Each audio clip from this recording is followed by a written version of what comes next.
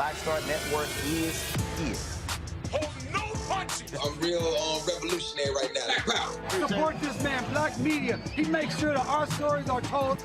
Thank you for being the voice of Black America, Roland. Stay black. I love y'all. All momentum we have now, we have to keep this going. The video looks phenomenal. See, this difference between Black Star Network and Black-owned media and something like CNN. You can't be Black-owned media and be scared. It's time to be smart. Bring your eyeballs home.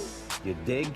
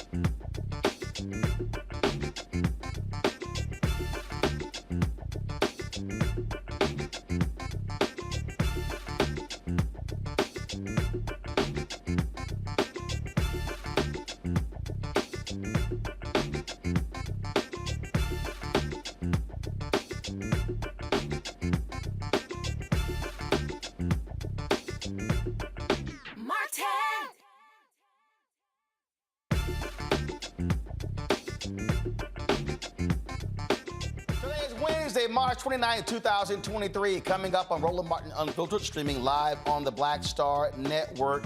The Mississippi community of Rolling Fork is trying to recover from Friday's deadly tornado that killed 25 people across the state. We will speak with the Department of Homeland Security Center for Faith-Based and Neighborhood Partnerships Director about what is happening in the recovery efforts. After a failed presidential run in 2016, former New Jersey Governor Chris Christie thinks he can become president in 2024, and he says he will take on Donald Trump.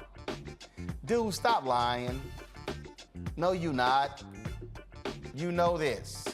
Irvo Otieno's funeral was held today in Virginia. We will show you what his family attorney, Ben Crump, said at the service, and how the family continues fighting for justice. Also, a new video shows the hours that led up to his death. We will share the security footage that contradicts what deputies reported about his behavior.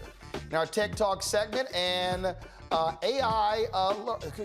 e-learning platform making learning more interactive and personalized through cutting-edge technology. We'll have the CEO of Skilldora right here on the show. It's time to bring the funk. Oh, also, of course, Vice President Kamala Harris is still leaves Ghana. We'll show you what happened with her trip, where she's off to next. It's time to bring the funk. I'm Roland Martin Unfiltered on the Black Star Network. Let's go. He's got it. Whatever the miss, he's on it. Whatever it is, he's got the scoop, the fact, the find. And when it breaks, he's right on time and it's rolling. Best believe he's knowing. Putting it down from sports to news to politics. With entertainment just for kicks, he's rolling. It's on Go Roll Roll, y'all. It's Roland Martin, yeah. Rolling with Roland now. He's funk, he's fresh, he's real, the best, you know he's Roland Martin now.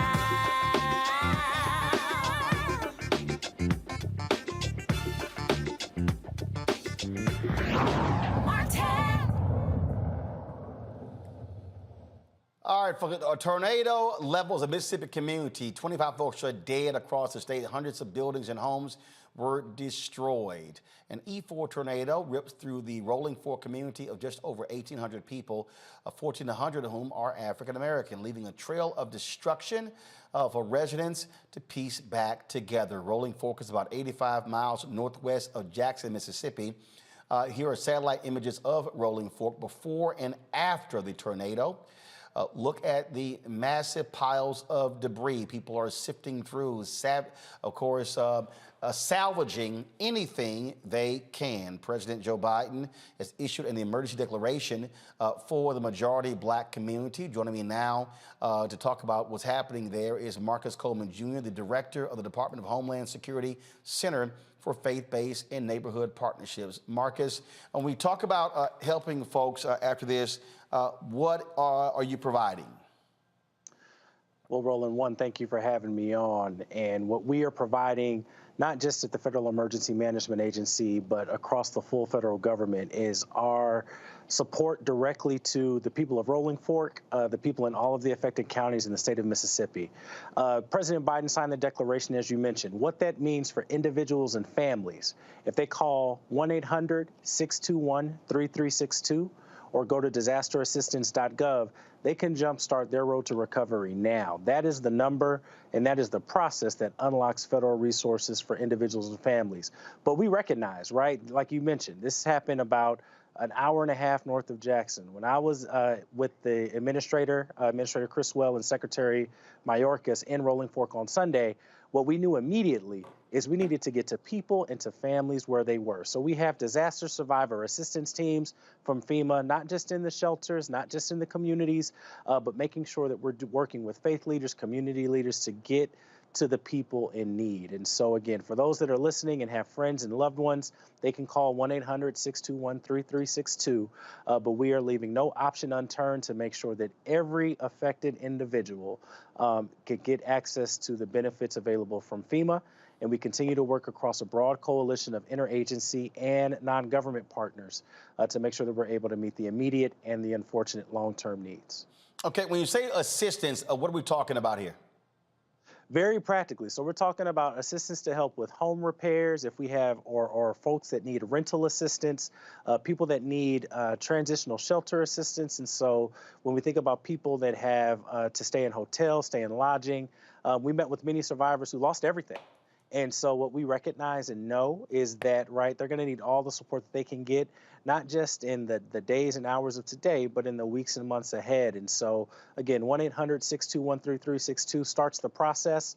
And what you're going to see is you're going to see a few federal agencies that are doing deep work in the community. When we were there with the administrator and the secretary, we also had the U.S. Department of Agriculture State Director present, Congressman Benny Thompson, the governor, full congressional delegation, everyone focused on making sure the unique needs of Rolling Fork and all of the impacted counties were met. But from FEMA's perspective, one of the big things right now is making sure people get registered to access individual assistance. Small business owners, again, we're talking about rural areas, agribusiness, many Black farmers also can access resources, not just through FEMA, but through the Small Business Administration, who was also on the ground with us in Rolling Fork, and is making sure now that people are able to also get back any economic injury they received as a result of these tornadoes. Obviously 25 folks have been killed, and so what's the number of people who are displaced? So when we were in Rolling Fork with the mayor, man, we saw an entire neighborhood gone. And so in terms of specific numbers displaced, I can't give you an exact number, but what we recognize is that this was a traumatizing event for many, and the damage went from complete and total loss of house to there might be some significant damage where it may not be safe to be in their home. Recognizing that many of the individuals and families that have been displaced or might have issues related to access and functional needs, which includes access to medical devices, medical equipment. Our director for the Office of Disability Integration and Coordination, Sherman Gillums, is on the ground now to ensure that anybody that has been displaced is also entitled to the additional resources and support to replace any medical equipment and things that might come up missing. But again, we know that it is thousands for sure that are displaced and looking to figure out what to do next, which is why we know from FEMA's perspective and the full interagency through the Biden administration will be with this community for a long time. When you mention obviously help for homeowners, for business owners, do they also go through the Department of Homeland Security, or do they go through Commerce? How does that work? So for business owners or small business owners, we want to make sure that you're connecting with the Small Business Administration. Again, because this was a predominantly rural community, we're talking about USDA as well. Department of Commerce absolutely is going to be a part of some of the formula to build the road to recovery. I think most importantly for us, from the FEMA perspective, we actually have the ability to convene and coordinate federal interagency partners. So every federal government agency we're mentioning is going to be coming together and more because we realize, right, these are whole lives and whole communities that are upended, and we need a whole of government and whole community support, which is why I am so thankful for some of our non-government partners. I've been on the phone with Bray Connor from the National Association for the Advancement of Colored People, talked to folks associated with John Hope Bryant's Operation Hope that provides disaster recovery support services, and Chauncia Willis from the Institute for Diversity and Inclusion and Emergency Management. These are some of the external partners that are helping us make sure that we are mindful and thoughtful to the unique needs of communities that are impacted, again, from a whole community perspective, and making sure we provide a whole of government federal response to the states and to the counties. All right, then.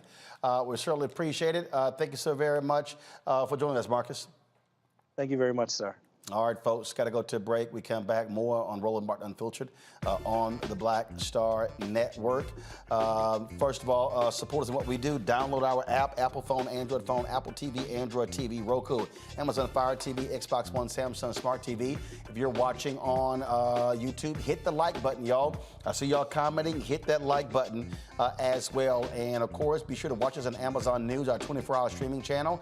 If you got Amazon Fire, click Amazon News, and you can watch not only this show, but all of our content continuously without interruption. You're watching the Black Star Network. Back in a moment. Hatred on the streets, a horrific scene, a white nationalist rally that descended into deadly violence. White people are losing their damn minds. As an angry pro-Trump mob storms the U.S. Capitol, we've seen shots. We're about to see the rise of what I call white minority resistance. We have seen white folks in this country who simply cannot tolerate black folks voting. I think what we're seeing is the inevitable result of violent denial. This is part of American history. Every time that people of color have made progress, whether real or symbolic, there has been what Carol Anderson at Emory University calls white rage as a backlash. This is the rise of the Proud Boys and the Boogaloo Boys. America, there's going to be more of this. Here's all the Proud Boys, guys. This country is getting increasingly racist in its behaviors and its attitudes because of the fear of white people. The fear that they're taking our jobs, they're taking our resources, they're taking our women. This is white fear.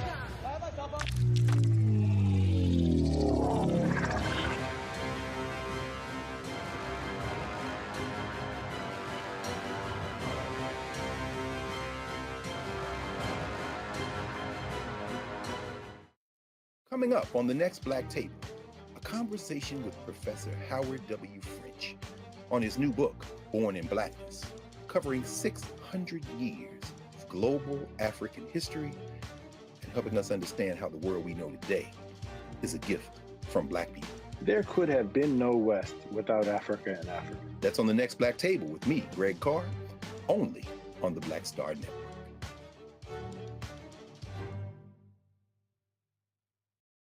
It's Kim Whitley. Yo, what's up? This your boy Ice Cube. Hey, yo, Peace World. What's going on? It's the Love King of R&B, Raheem Devon, and you're watching Roland Martin, Unfiltered.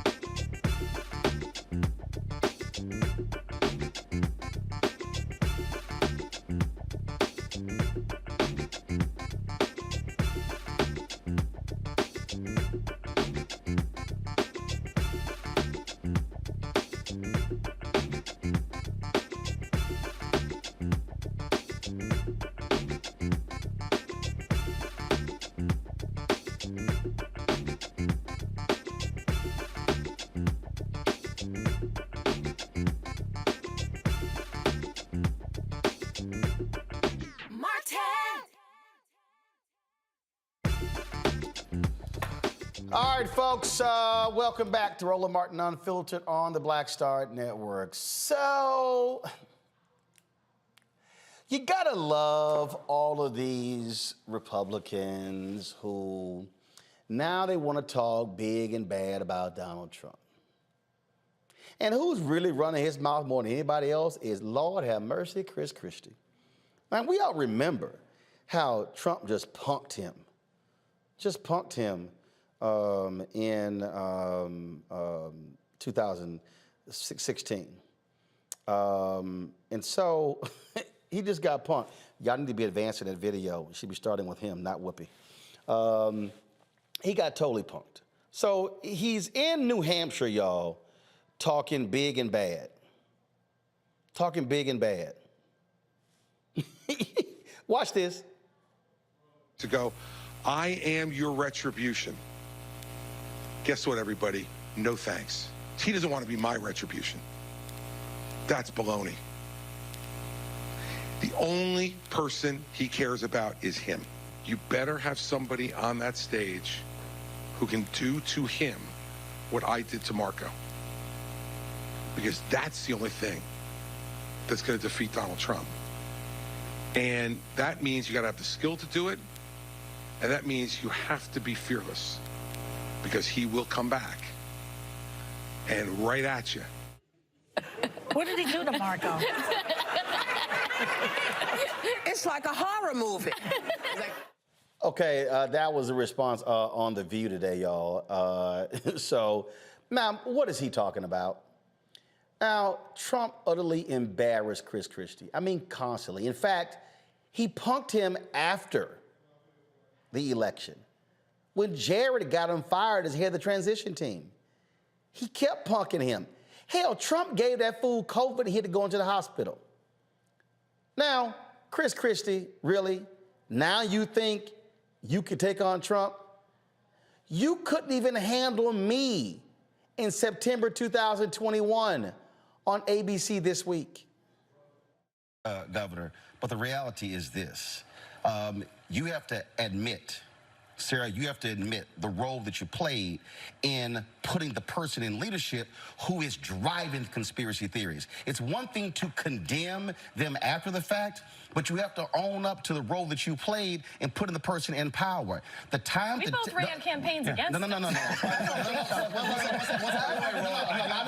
finish. First off, I don't First off, I don't admit anything to you. Can I finish? First off, I don't admit to you. And second, I ran against Donald Trump in 2016. You also coached him for the debate, sir. You ran against, here's the deal, you ran against him. But when a person has principles, morals, and values, they do not support them even if you lose. And what they say is, I choose patriotism and the country over party and power. And the problem was too many Republicans chose power in riding with Donald Trump as opposed to patriotism in America. I'll sleep fine tonight with you judging my morals. Well, guess what? As a voter, as a voter who has 13 nieces and nephews, what I also want to see in America are Republicans and Democrats who have the guts to stand up to narcissists, to folks who lie, to folks who sit here and lead a country in the wrong direction. And what that man has unleashed on this country, any Republican who stood with him has to own it and accept the role that they played. Yeah, well, that's fine. I'll accept the role that I played in the 2016 election running against him,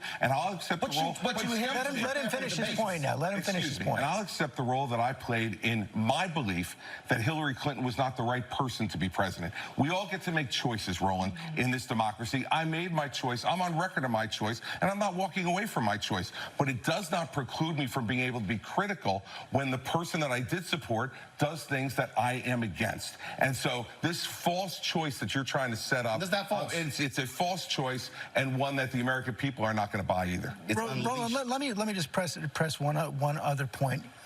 Right now, I would argue that the fact that so many Americans can't buy into simple facts is probably the biggest existential threat we face to our democracy. So when somebody speaks up for that, isn't it something to be praised? Facts are critically important. But again, when you support someone who said fake news, when you were truthful and then push that, then when you have the networks and the conservative radio talk show hosts, that whole echo chamber driving that's the problem. I am a native of Texas who is still registered there, and I am dealing with Greg Abbott and Dan Patrick, who is consistently lying and making things up, and you're dealing with that. I'm dealing with people who are changing textbooks, well, here's the deal.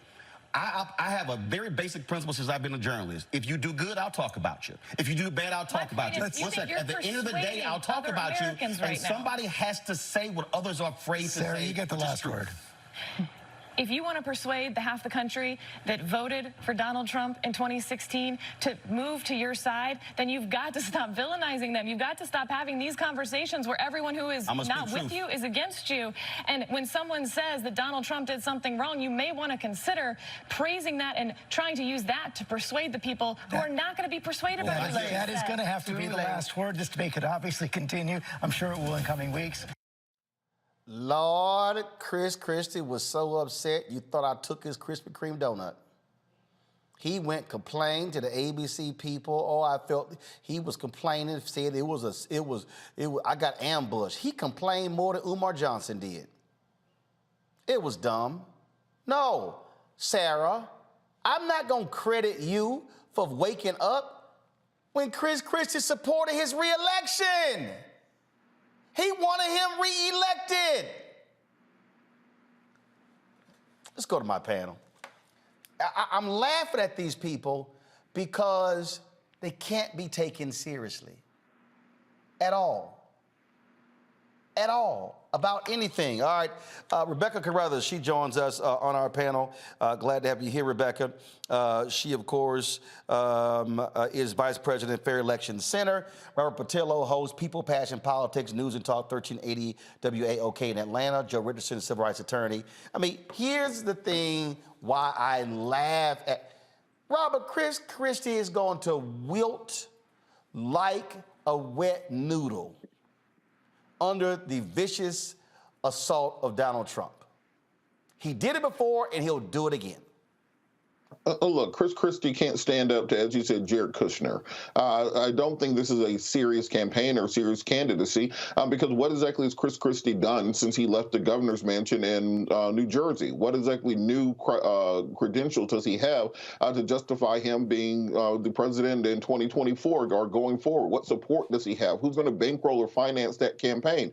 He is yesterday's news in American politics, and Americans don't look backwards, they look forwards. And even looking backwards, he represents a Republican Party that no longer exists. The Republican Party that he is part of, that he is wants to appeal to, that is the party of John Boehner and Paul Ryan. That's the party of Mitt Romney. And a bygone era, those people are called rhinos now. Marjorie Taylor Greene runs this party now. Matt Gaetz, Lauren Boebert, Donald Trump. That is the MAGA party that is energizing the base. And Chris Christie, he used to be seen as kind of a moderate voice in American politics, but now he's seen as being simply wishy-washy, going along with whoever is in charge. One day you're meeting with Obama because of Hurricane Sandy. The next day you're following around Donald Trump like a lost puppy. He has no political waters going forward. And I think it'll be, if he does announce, it'll be comical how quickly he falls out of the race. The problem here, Rebecca, is they don't want to say it like it is. They don't want to call him a liar. They don't want to say he's a fraud. In fact, maybe if they go back and replay their comments when they ran in 2015 and call it that now, they might have some credibility. Well, here's the issue here is that Chris Christie isn't showing leadership. Quite frankly, going after Marco Rubio at this point is punching down, is not punching up. Marco Rubio is not the standard bearer for the Republican Party. He's not going to see the inside of the Oval Office unless he has a visitor badge on. Like, he's not going to be president. So to go after Marco Rubio instead of the now front runners to run for president on the Republican side in 2024, like Governor DeSantis and former President Donald Trump, it simply doesn't make sense. And even for him wanting to have brownie points because he spoke truth to power in that moment when he was very critical of the type of president that Donald Trump was going to be. And then turns out that he was the type of president that Christie attacked or forecasted for Trump to be. It simply doesn't make sense. So the other thing about Chris Christie is that in 2016, he didn't appeal to Republicans in the presidential primary. I really don't see what the difference is between 2016 and 2024. And I don't understand why he's punching down. He should go take the fight to Trump because Trump is the standard bearer for the party right now. See, the thing here, Joe, is they're gutless. They're gutless. And the thing that I'm laughing about, I mean, and I really am, is because they're scared of his followers. They're scared. And they're not going to sit here and challenge him. They're not going to call him a liar. You know why? Because it's going to be a little hard to say, oh, he's a liar. Oh, but I supported that liar. I stood with that liar. I mean, you got Tim Scott, Senator Tim Scott, talking about he running. What he gonna say when he praised the liar? They defended the liar. They voted not to impeach the liar. They have no credibility, Joe. That's right. I mean, when it comes down to it, here's what they should have done. A bunch of them should have got together and said, look, we're going to get rid of him right now. And the people are upset. His base will be upset for a minute, but they'll come back around when he's not on the ballot. They should have decided, somebody should have snitched him out, dined him out a long time ago, got rid of him and let that be that. Chris Christie, when he won re-election for governor, he had something going. He was, to a lot of people, the potential front runner for president because he was doing it a little bit different than a lot of the Republicans were. I agree with Robert that he is now part of a bygone era. And if you sit and talk about what your, what you did to Marco Rubio, it's like, oh, okay, oh, you and one of the other of the 11 or 12 footnotes in the Republican 2016 race. He was a prosecutor. He put Jared Kushner's daddy in jail. Why is he scared of Jared Kushner? He blew his brand. He had a brand. He had the right brand. He was going down the right street, and he blew it. You know what I mean? So you don't get to come back around for that. You know what I mean? And so now the idea that he's going to say or do something that's going to actually make him relevant against Trump in this party, in this era, in this day, really is quite laughable. But what's worse about it is it's one thing if it's somebody that was never consequential trying to say it. But here's somebody that actually at one point was consequential. I didn't necessarily agree with anything he said, of course. But for that party and for what he seemed to be trying to do, I'm like, oh, okay, he might be formidable. But those days are long past, and it is because of how wishy-washy he is. At the end of the day, somebody's got to take their stand where if you disagree with them, Liz Cheney, you can disagree with her all day, but she takes her stands and she keeps her guards up on her stands regardless of what it costs her. That's where the Republicans need to be. And the fact of the matter is, none of them have that kind of heart, and Chris Christie certainly doesn't have that kind of heart. The reality is, folks, they're going to fall in line. And I'm just going to sit here and just enjoy all they do. I'm just going to enjoy to see them dance around the subject, to see them sit here and be unwilling to challenge, because that's what they are. They're not going to say anything about January 6th because they defended it. They're not going to say anything. They're not going to say anything about his constant lying because they defended it. They're not going to say anything about his behavior because they actually sucked up to it. In fact, remember, I'm just going to play this for y'all before I go to the break. I just want y'all to remember a time when Lindsey Graham actually had some credibility, when he wasn't a Trump sycophant, when he wasn't so, and again, so focused on power that he actually had some credibility. You ready for this? Give me 1 second, because I really, because I find this fascinating, y'all. I find it fascinating when I listen to these fools. Oh, go ahead and take it from here. Let's see. The only way we lose this election is to nominate somebody that cannot grow the party's vote among minorities, young women, and the coalitions we need to win. If you nominate Trump and Cruz, I think you get the same outcome. You know, whether it's death by being shot or poisoning, does it really matter? I don't think the outcome will be substantially different. Here's my take. Dishonest, which is Hillary Clinton in the eyes of the American people, beats crazy. I think Donald Trump's domestic and foreign policy is gibberish. I think Ted Cruz has a reputation of being ideological to a fault, and that when it comes to problem solving, he will have a very difficult time proving that he is a problem solver.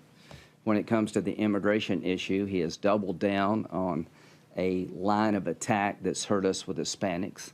I think he would be easy prey to basically stereotype as being too rigid to be president. I think that his no exceptions for rape and incest will be a tough sell with young women. I'm proudly pro-life, but most pro-life people have an exception for rape and incest. He does not. So that entire package of Trump and Cruz, in my view, would make it possible for her, if she's the nominee, or Bernie, to win an election they should lose. And if you take those two off the table, dishonest loses to normal. So let's just pick somebody out of the phone book. If we have to, we can win this election unless we lose it. And I think Bob Dole's concerns about Ted Cruz I share. I don't know to the extent of the loss, but I just really do believe that he would be easily demagogued, he'd be easily portrayed as somebody not ready to be president of the United States, not having the temperament, the judgment. And what has he done as a senator? He's best known for running down the Republican Party, not building up the country. Well, that's what Graham said then. And then what did he do for 4 years? Kiss Trump's ass. What did I say?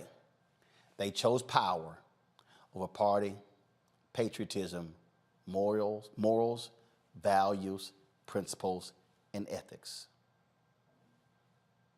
I'll be right back.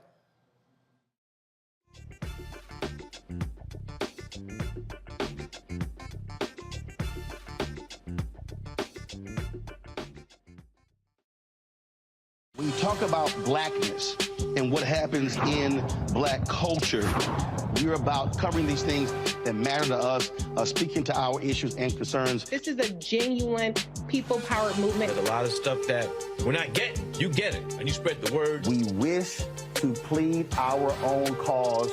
Too long have others spoken for us. We cannot tell our own story if we can't pay for it. This is about covering us. Invest in black-owned media. Your dollars matter. We don't have to keep asking them to cover our stuff. So please support us in what we do, folks. We want to hit 2,000 people, $50 this month, raise $100,000. We're behind 100,000, so we want to hit that. Your money makes this possible. Checks and money orders go to P.O. Box 57196, Washington, D.C. 20037-0196.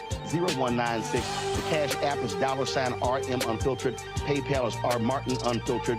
Venmo is RM Unfiltered. Zelle is Roland@RolandSMartin.com. On the next A Balanced Life with me, Dr. Jackie, Re-Entry Anxiety. A lot of us are having trouble transitioning in this post-pandemic society and don't even realize it. We are literally stuck between two worlds, in purgatory.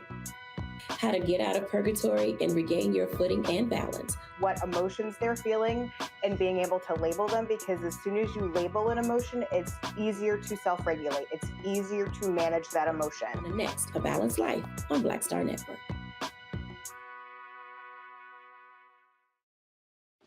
My name is Charlie Wilson. Hi, I'm Sally Richardson Whitfield. And I'm Dondre Whitfield. Hey everybody, this is your man Fred Hammond, and you're watching Roland Martin, my man, Unfiltered.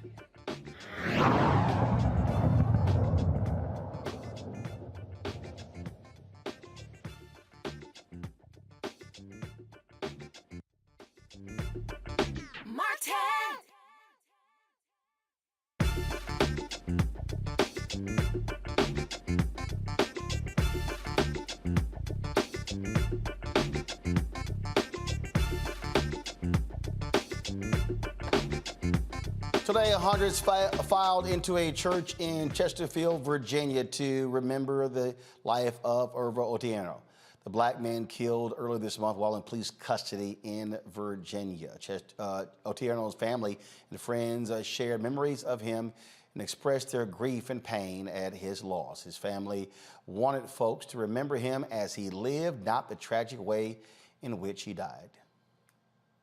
Irvo was slow to anger and quick to forgive.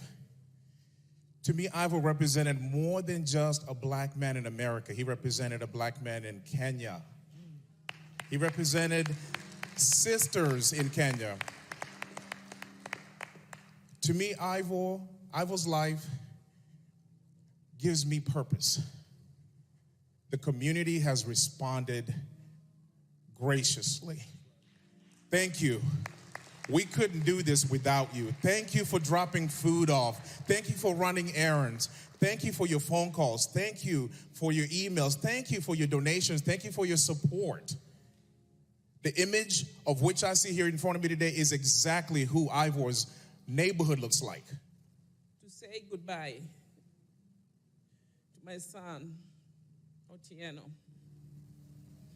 When I took my son to the hospital, this is not what I envisioned. I didn't think my son was not coming home. But son, this is where we are. And I'm sorry. Son, you are a great man. You are gentle and slow to anger. When attacked, you responded. You stood up against intimidation. You stood up against hate, racism, and microaggression. The family attorney, Ben Crump, he also spoke. your head and you say, but he had handcuffs on his wrist. And he had leg irons on his leg, Reverend Jones, and he was face down. And they piled on top of him. And my God, Councilman Jones, less than 3 years after George Floyd, why would any law enforcement officer put their knees on a man who is restrained and face down? But we see it on the video. And they stayed on him, Leon. Not 1 minute, not 2 minutes, not 3 minutes, not 4 minutes, not 5 minutes, not 6 minutes, not 7 minutes, not 8 minutes, not 9 minutes, not 10 minutes, not 11 minutes, but almost 12 minutes. They stayed on him. And Reverend Ellis, they say he was struggling because he couldn't breathe. And they try to say, well, technically it's legal. So we go back to the letter from the Birmingham jail when Martin Luther King reminded us, just because they say it's legal, that don't make it right. Folks, Henrico County Sheriff, first of all, several Henrico County Sheriff deputies have been charged in the death of Otieno at a Virginia State Mental Hospital. It took place on March 6th. Again, his family continues to demand answers. In fact, more security video of him before he was transported to the hospital has been released. The security footage shows deputies entering the cell carrying a pair of pants before pulling him from his holding cell and transporting him to Central State Hospital on March 6th, where he later died during the intake process. Again, 7 Henrico deputies and 3 hospital workers have been charged with second-degree murder in this particular case. And it is still baffling, Rebecca, that the family had to bury this man today. Telling us that technically this is legal. They're saying technically we didn't do anything that was illegal. And so anytime that you have to start something with technicalities, you're usually on the wrong path. You're on the wrong footing. And so we're still hearing that technically it's still legal to kill unarmed Black men, that technically it is still lawful to kill Black men who are in the middle of a mental health crisis. And so we're hearing that the law is going to support them based upon what the Henrico officials are telling us so far. So at some point, just like the letter from the Birmingham jail, we have to move beyond technicalities and we have to start doing what is right. There was a police union president who posed the question to me and to some others, well, what are you trying to say? That all of us have to be perfect when we go to our job? There's no other job where that standard of perfection exists.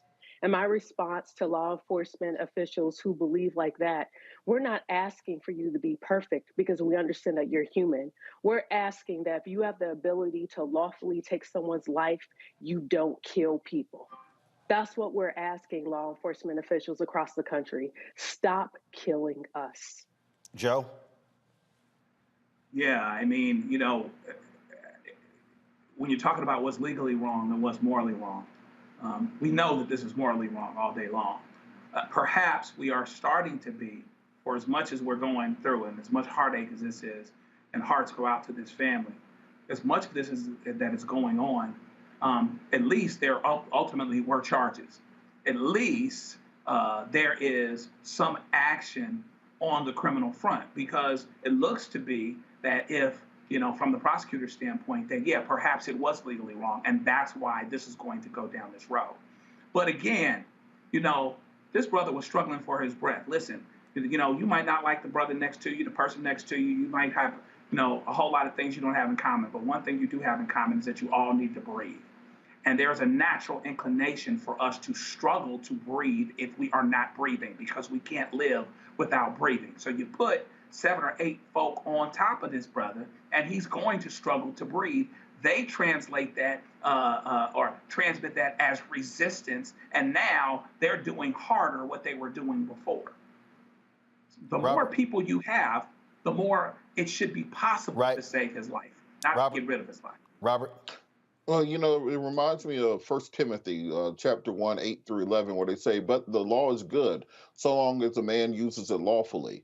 In this case, we see that this may be technically legal, but clearly they're not using the law lawfully. We have a situation in this country where law enforcement decided that instead of enforcing the spirit of the law, they would rather exist within the gray areas of it, where simply put, they will use any excuse for the ability to kill black and brown people in this country. I was on the news in Iran yesterday on Press TV, and they're asking us questions about the U.S.'s role in enforcing human rights around the world. And one of the anchors asked me, well, how can we talk about human rights around the world from the United States perspective when they still fail to treat African Americans with the types of human rights they demand other countries to do so? And we don't have a good answer for that. How exactly can we criticize China for their treatment of the Uyghurs when we still have African Americans being murdered by the government of this country on a regular basis? How can we talk about the actions of Putin in the Donbass and in the Luhansk regions, the International Criminal Court issuing a warrant for his arrest, when we still have black people being murdered in the streets by government agents who are acting under the cover of state law, under the color of law, with a badge on that is issued by the government with governmental immunity from doing so? We have to clean our own house up before we can go to anyone else's house. And until we can answer that question on the international stage, America will never be that shining city on the hill that we purport to be.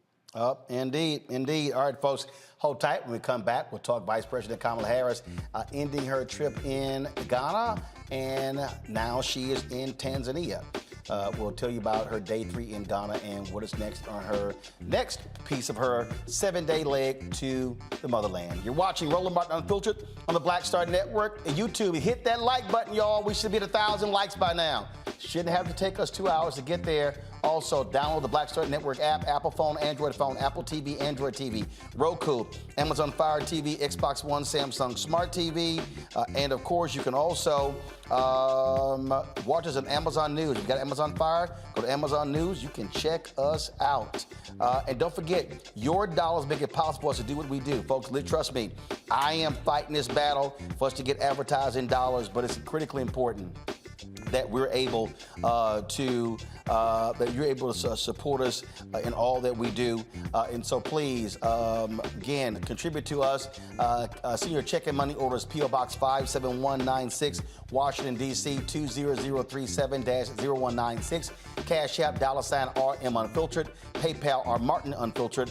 Venmo is RM Unfiltered. And Zelle is Roland at RolandSMartin.com, Roland at RolandMartinUnfiltered.com.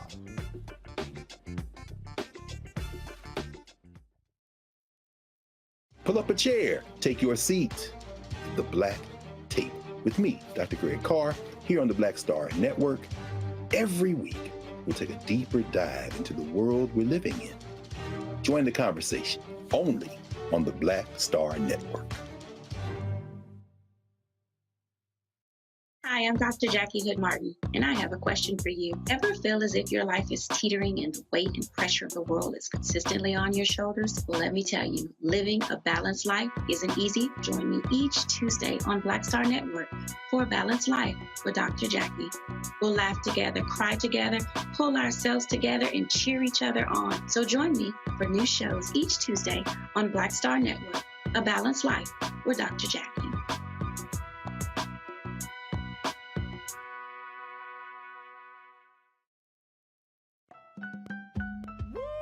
We're all impacted by the culture, whether we know it or not. From politics to music and entertainment, it's a huge part of our lives, and we're going to talk about it every day right here on The Culture with me, Faraji Muhammad, only on the Black Star Network.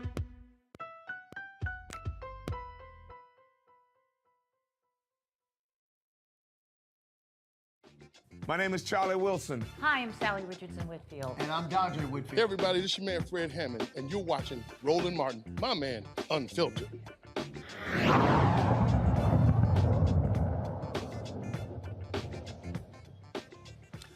All right, folks, Vice President Kamala Harris has ended her initial stop in Ghana.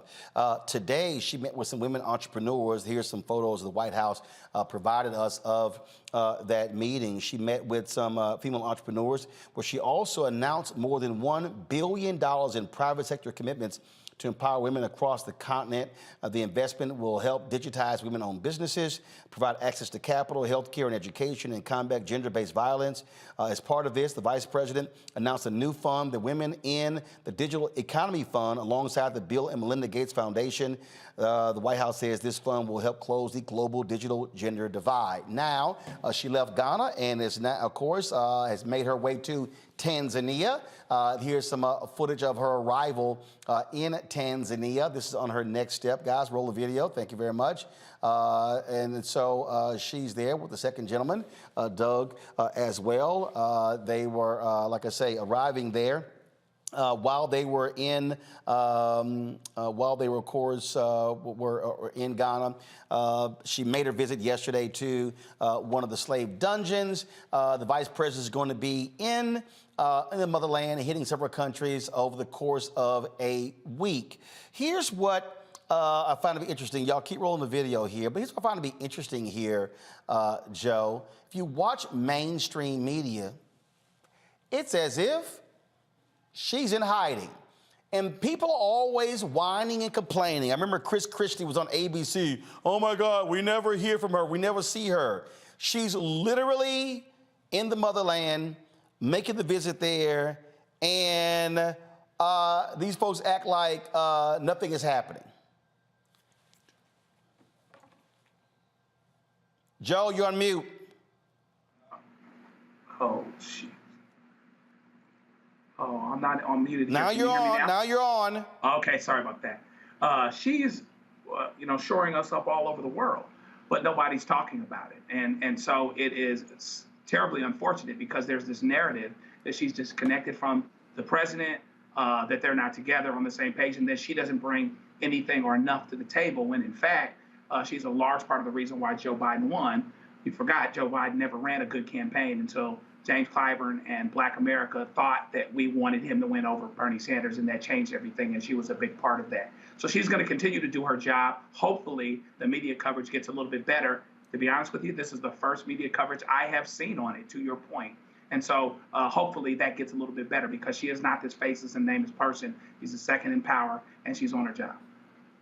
See, this is why, what I keep trying to tell people is, Rebecca, why Black-owned media matters. It's because who else is covering this? Yeah, the vice president does a really good job and is very well received each time that she goes abroad. When Kamala Harris was in Asia, she was very well received. And so whichever continent that she goes to, she is very authentic in how she shows up and how she represents the country abroad. And she really connects with folks around the world. And that simply isn't shown in mainstream media within the United States. Even when she travels domestically, like, we never see the coverage. Like when she was recently in South Carolina, we really didn't see much coverage in mainstream media with all of the work that she's doing and how well received she is, not just internationally, but even beyond the Beltway. I'm hoping with Stephanie Young returning to work for administration and to be senior advisor to Kamala Harris's team, I'm hoping that changes how media starts to interact with the office of the vice president. Robert. I think we have to put this against the backdrop of how important this trip is indeed for the vice president.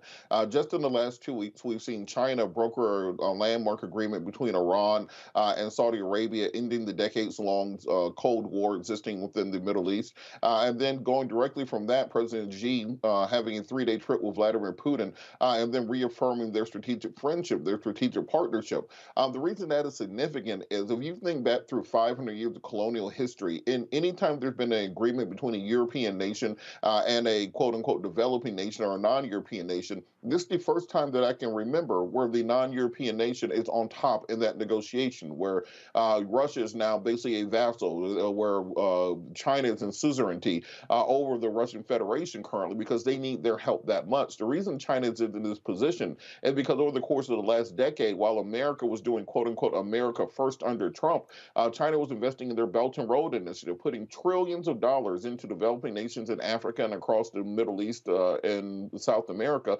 building up diplomatic gravitas there. And many of those countries are more closely aligned with China than the United States of America. This trip from Vice President Harris was about reestablishing America's interest in and their activity within the African continent, not just militarily where we have troops stationed there, but in the humanitarian front and also on the development front. We cannot go dollar for dollar with China where they're building ports, building airports, building entire parliament buildings on the continent. But this is a first step in reestablishing that America will play on the economic playing field within the developing world, and that we will no longer be on this America first footing that's put us a decade behind in development.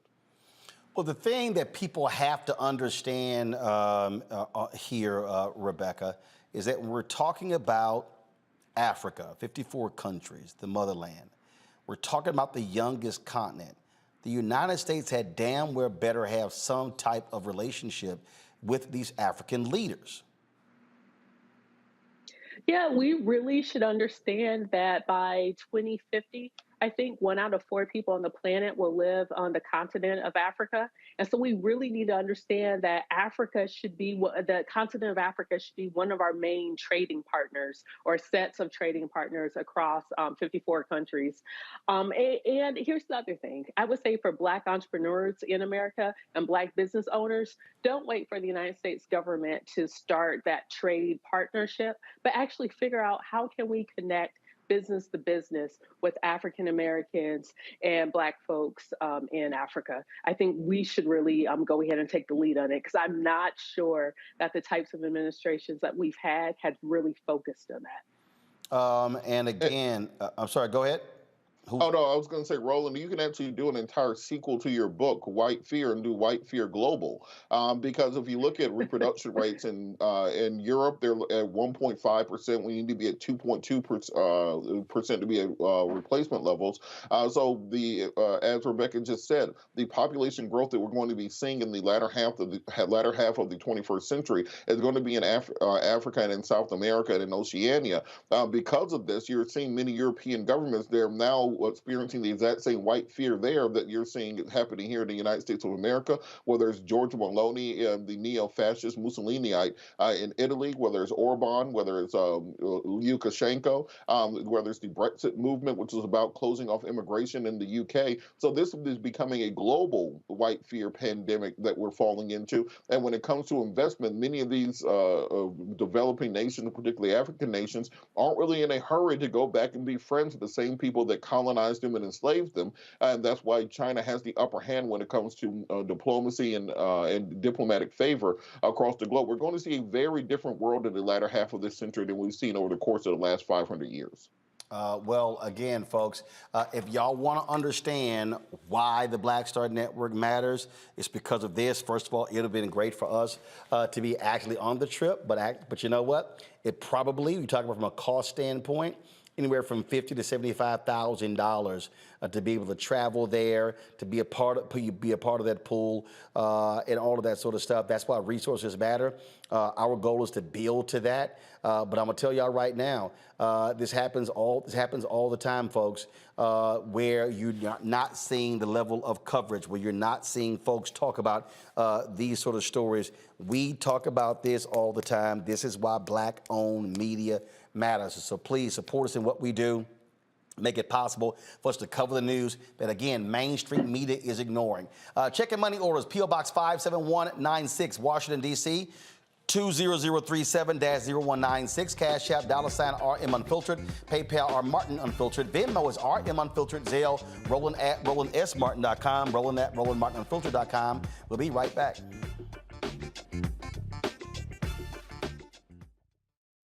Hatred on the streets, a horrific scene, a white nationalist rally that descended into deadly violence. White people are losing their damn minds. As an angry pro-Trump mob storms the U.S. Capitol, we've seen shootings. We're about to see the rise of what I call white minority resistance. We have seen white folks in this country who simply cannot tolerate Black folks voting. I think what we're seeing is the inevitable result of violent denial. This is part of American history. Every time that people of color have made progress, whether real or symbolic, there has been what Carol Anderson at Emory University calls white rage as a backlash. This is the rise of the Proud Boys and the Boogaloo Boys. America, there's going to be more of this. Here's all the Proud Boys, guys. This country is getting increasingly racist in its behaviors and its attitudes because of the fear of white people. The fear that they're taking our jobs, they're taking our resources, they're taking our women. This is white fear.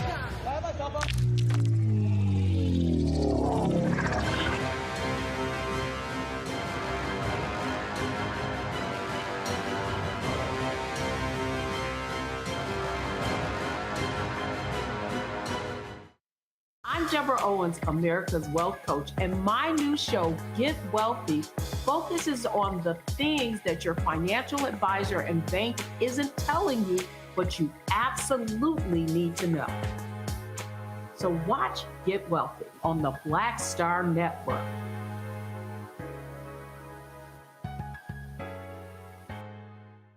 Hi, y'all doing? It's your favorite funny girl, Amanda Seals. Hi, I'm Anthony Brown from Anthony Brown and Group Therapy. What up, Lana Well, and you are watching Roland Martin Unfiltered.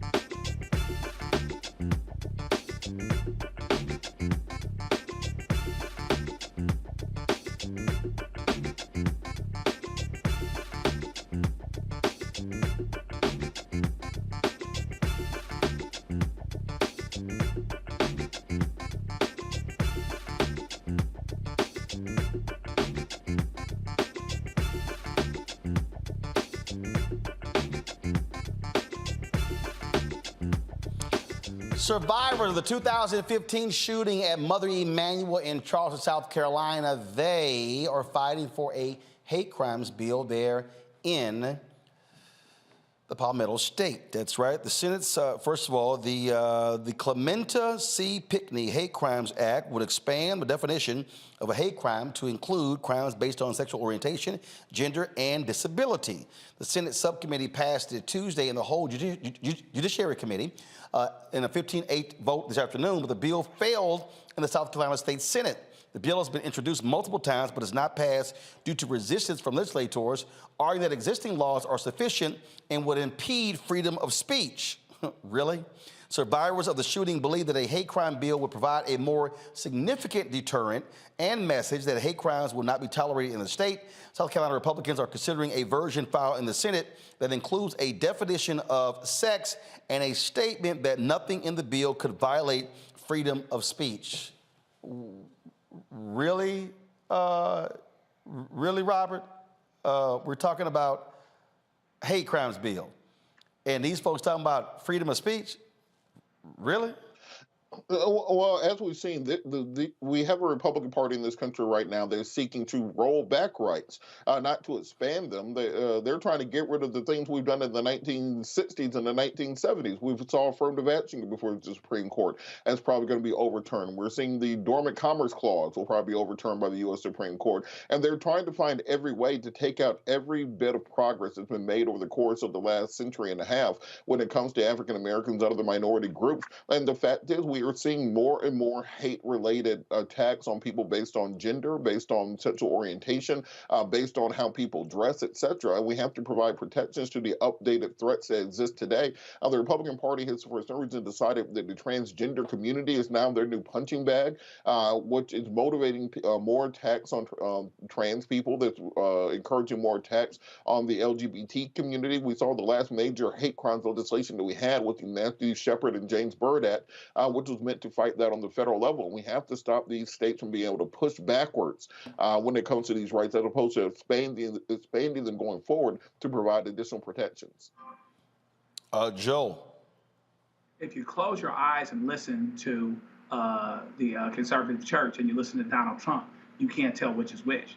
And so they're going to bring up free speech, which basically amounts to hate speech. So they want to be able to say whatever it is that they want to say. But listen, Jesus wasn't a hater. He had a stance for sure. He wasn't a hater. There would be no confusion if what they were doing and what they were saying was in the right spirit and from the right place. And so here we are again, protecting, people that do mass shootings for racial reasons, like what happened in Charleston a few years ago with Brother Pinkney, protecting people that would say things that would instill hate, etc. All under the name of the Lord. Oh, let's protect free speech. So we'll see. Where there's a will, there's a way. And if there's a will, we'll see it coming out. But the fact of the matter is, we can close our eyes, listen to them, listen to Trump, and there's no difference. And they are aligned with him and aligned with hate. And so there you are. Rebecca. Roland, I'm so confused. I thought these were the very people who believed in personal responsibility. Look, there's free speech in this country. You can say whatever it is that you want to say, but it doesn't mean that there aren't consequences to what you're saying. So what it sounds like, these people just don't want to have to deal with the consequences of the quiet parts that people used to not say out loud, or maybe they were too politically correct to say out loud. Now they're saying it out loud, and now they don't understand why people are reacting negatively to the vile speech and the hateful speech that they're spewing. Like, I really want to ask these people, what happened to personal responsibility? Say what you want, but be responsible with what you're saying, understanding that there's consequences to everything that you say. So I just don't understand. It's like, take personal accountability then.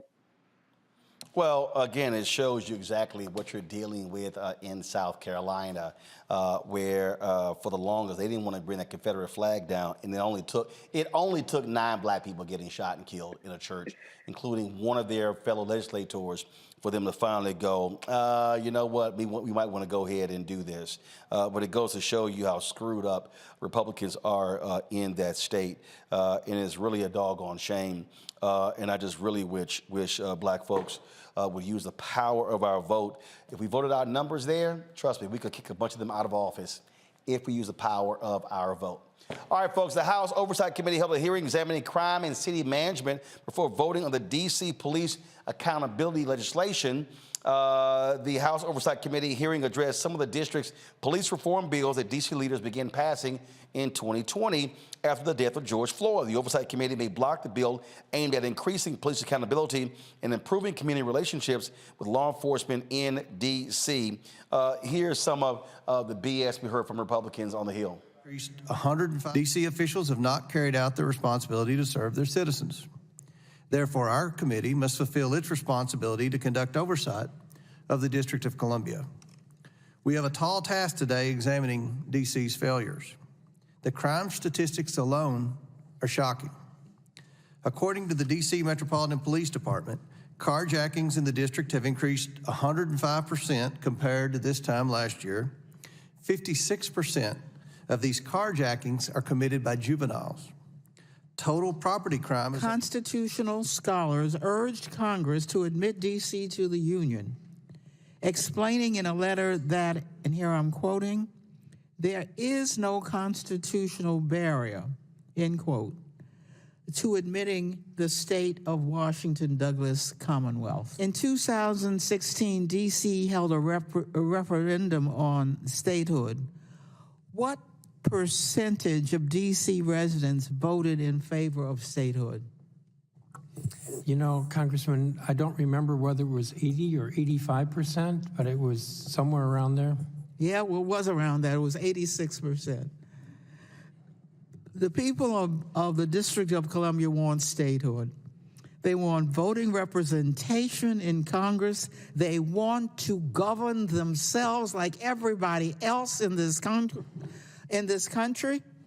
Congress has the authority to admit the state of Washington Douglas Commonwealth. It is time for Congress to pass the D.C. statehood bill.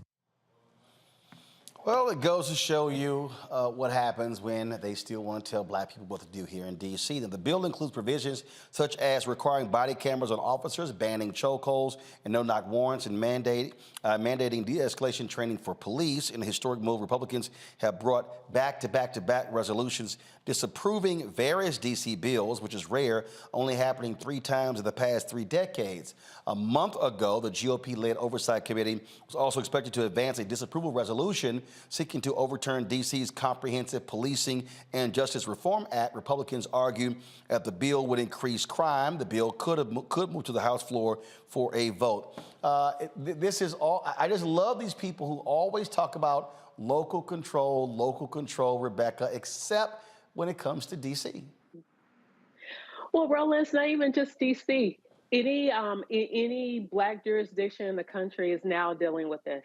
Or even when we think about black prosecutors that we now have across the South, like in Georgia, where we see now there's a piece of legislation that's advancing to the governor's desk that would have oversight for local prosecutors. We're seeing that happen de facto with state attorneys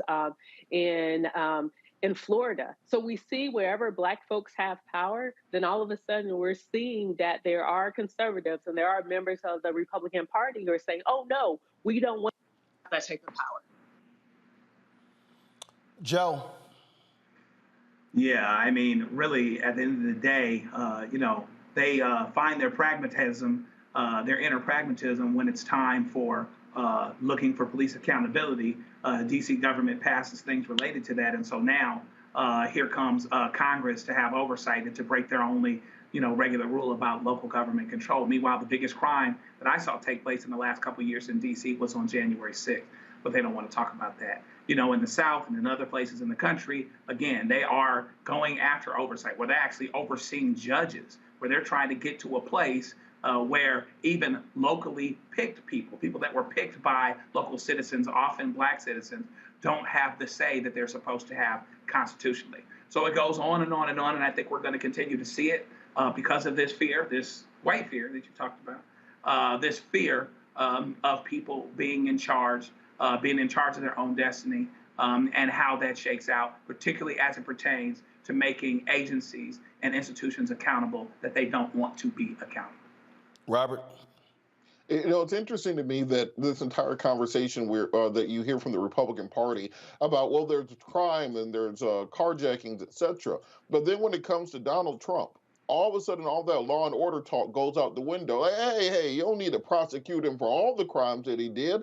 What are we even doing? These prosecutors, they're weaponizing the government against us. So which is it? Are you saying that the police in this country, prosecutors in this country are weaponized against its citizens? In which case, I will in large part agree with you and think we need to reform it. But they only mean that when it comes to Donald Trump, the January 6th protesters, and whatever crime they're doing at any given time. We have to have some consistency when it comes down to it. There can the entire DC issue can be solved via statehood, but they don't want to do that because they don't want another black state. They don't want to throw off that balance they have in the Senate. They don't want to throw off the Electoral College, so they will much rather grandstand in Congress than actually do something that will fix the problem.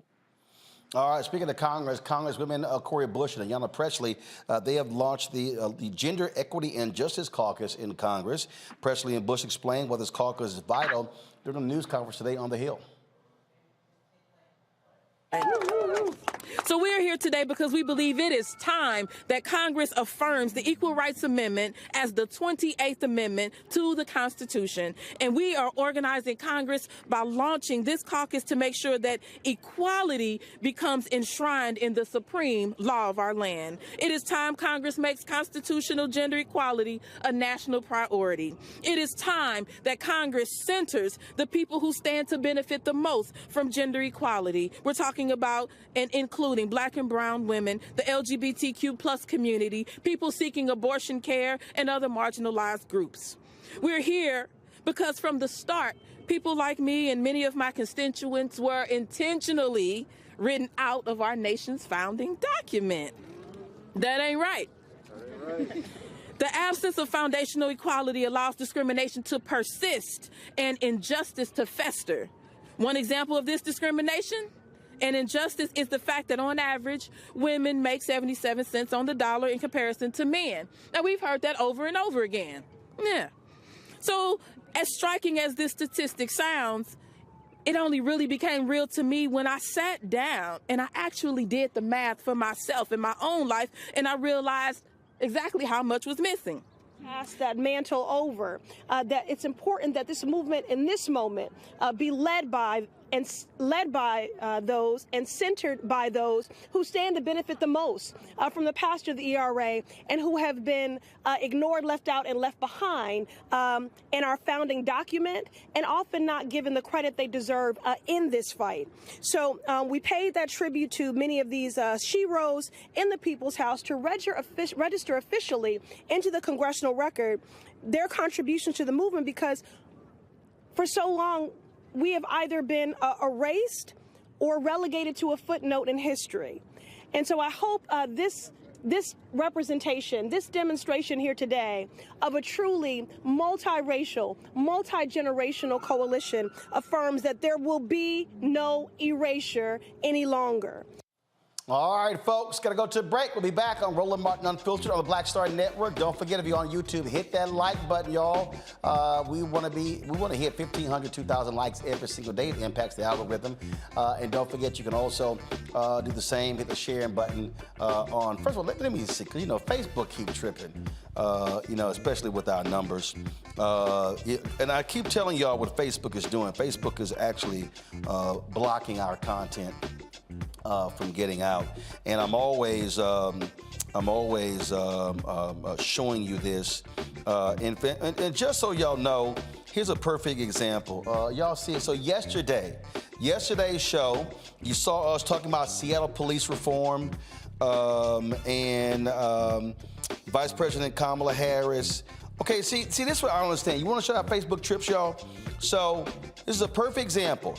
Yesterday's show, we talked about Seattle police reform, Vice President Kamala Harris in Ghana, a lawsuit in Virginia, education bills in Texas. We covered your post because it may show graphic content. There was literally no graphic content in yesterday's show. I'm curious. That's how confusing it is. For me and Facebook. I don't understand why they would cover it, but that's what they do. Okay, so it's nuts. That's what they do. So I'm always checking to see for them, because like I say, they love to sit here and block what we do. And you sort of when you go to the page, you sort of pull in here. You pull up to see how many people are watching. And I told you they're blocking our content. So here's a perfect example. All right, go to it now. Right now, 80 people, 81 now are watching us on Facebook. Y'all, we got 1.3 million followers on Facebook. So Facebook is deliberately suppressing our content. And so they're not even letting our people know that we're even live. So just understand what happens with these various platforms. Now, if I go to our YouTube channel right now, give me 1 second. Don't go to it yet. I want to pull up. So right now we've got more than 1,700 on our YouTube channel. Don't pull it up yet because they got a. Let me take the AirPlay off. Well, I got to keep it on. So if you look at our YouTube channel, you'll see what they've got. I don't think you can see the chat room. About 1,700 who are watching our YouTube channel right now, and we've got 1 million subscribers on our YouTube channel. So what does that tell you? 1.03 million. What does that tell you about Facebook? That's why, y'all, we can't be beholden to these platforms. So I need y'all to understand why we've created these additional things. And so That's why if you go back to the do I have it on here? I should have it on here. So why do we create our Black Star Network app? We created our Black Star Network app so we aren't dependent upon a platform for being able to get to you. Let me say this again. Now, I'm going to tell y'all this because, again, I keep telling y'all how much stuff costs. So if you go to my phone here. So this is right now, so I'm on my iPhone. This is our Black Star Network app. Our Black Star Network app, y'all, cost us $161,000 a year. $161,000 a year. So when you hear me talking about making contributions and donations to our show, this is one of the things that we're actually paying for, $161,000 a year. We do this because we don't want to be in a situation where we are beholden to a platform. If Facebook is blocking our content, then you can't see our content. Follow me over here. This is also why we now have our 24-hour streaming channel on Amazon News. And so we go over here, so you'll see right here, okay? I'm in here, okay? So when I click, so when you go to Amazon News, so we launched our 24-hour streaming channel. And so on these fast channels, Amazon is a fast channel. They got Freevee, they've got Prime Video. You've got Philo, Fubo, Pluto, Zumo, Samsung TV Plus. You've got Vizio TV, LG. All of these are what are called fast channels. So fast channels are these streaming platforms that allow for you to watch your content. Well, guess what? If you go to Amazon News, we actually have our 24-hour streaming channel on Amazon News. And so when you go to Amazon News and you go down here and you go right across, you see ABC, NBC, CBS, Bloomberg, all of these people. Guess what you're going to see on here? Black Star Network. We're the only, so you see all of these networks that are down here. They're all here, okay? And so all these networks, we're here as well. You're talking about we're the only Black news and information network that is on here. When I go up to here, go back to news. When I go up to the top here, you'll see when I go to live. If I go down to live under my channels, you see the Griot down there, but then you see Black Star Network. So we're on here as well. But our OTT platform is important because we completely control our OTT platform. This is our way of getting our content out to our audience that we were not blocked by any platform. So we got 1.3 million people who follow me on Facebook, 1.03 million subscribers on YouTube. We would really prefer to have 1 million downloads of our app. That way, we're guaranteed to get our information out to you and nobody is controlling us. And so your support matters. Check your money orders. Go to P.O. Box 57196, Washington, D.C. 20037-0196. Cash App is $RM Unfiltered. PayPal R Martin Unfiltered. Venmo is RM Unfiltered. Zelle, Roland at RolandSMartin.com. Roland at RolandMartinUnfiltered.com. We'll be right back.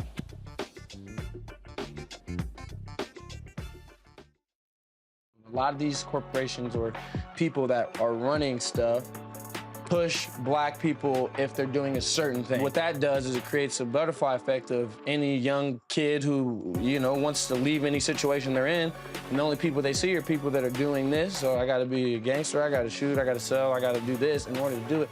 And it just becomes a cycle. But when someone comes around and is making we don't, they don't want to push it or put money into it. So that's definitely something I'm trying to fix too, is just show there's other avenues. You don't got to be a rapper, you don't got to be a ball player. You can be a country singer, you can be an opera singer, you can be a damn whatever, Showing the different avenues. And that is possible, and it's hard for people to realize it's possible until someone does it.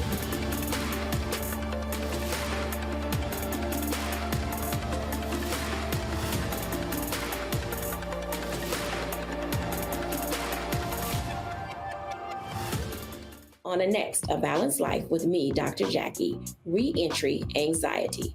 A lot of us are having trouble transitioning in this post-pandemic society and don't even realize it. We are literally stuck between two worlds, in purgatory.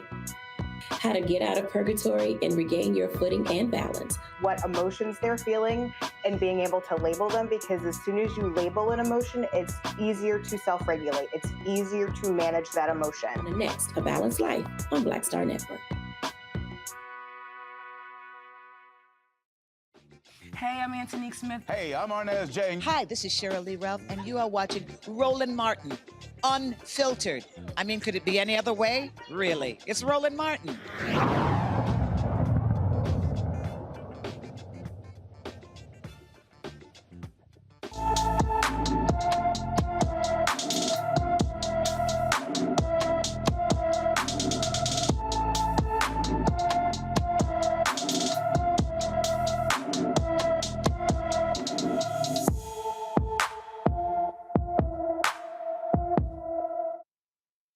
Go. Kavia Hopewell has been missing from Knoxville, Tennessee since February 1st. The 17-year-old is 5 feet 10 inches tall, weighs 180 pounds with brown hair and brown eyes. She also has a nose piercing. Anyone with information about Kavia Hopewell is urged to call the Knox County, Tennessee Sheriff's Office at 865-215-2243, 865-215-2243. You know, we were talking about earlier, we were talking about, again, the Vice President's visit to the motherland and what's going on there. And the thing that continues to jump out, folks, when we talk about coverage, when we talk about issues that matter to us, is that we're operating in a world where we are not setting the tone. What I mean by that is we are not the ones who are in control of the messaging. Yesterday, I had an opportunity to visit with, there was a black press, a black media gathering. It was black-owned media, but also black journalists who work for mainstream media outlets, who had a roundtable with Secretary of HUD, Marsha Fudge. And the reason that was important is because the opportunity to find out what they're doing.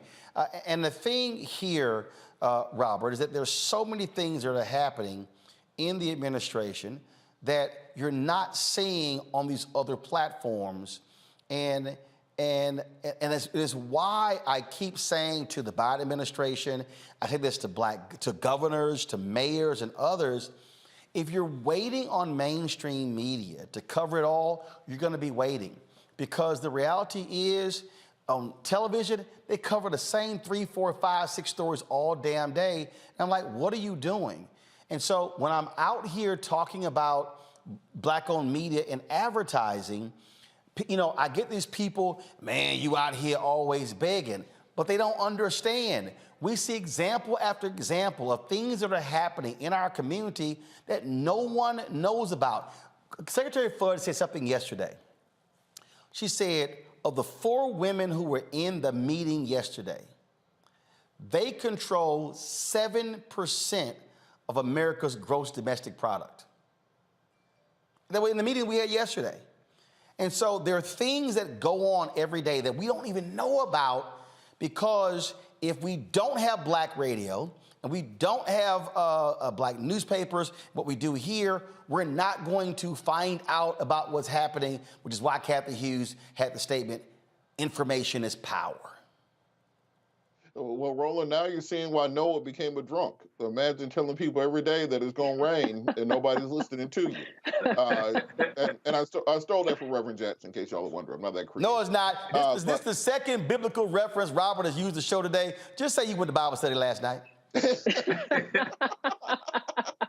It's Easter season, Roland. Hey, look, if Black China can be saved, so can I. But Roland, look, I think that this goes down to the fact that this administration has had an abysmal press shop since they've been in office.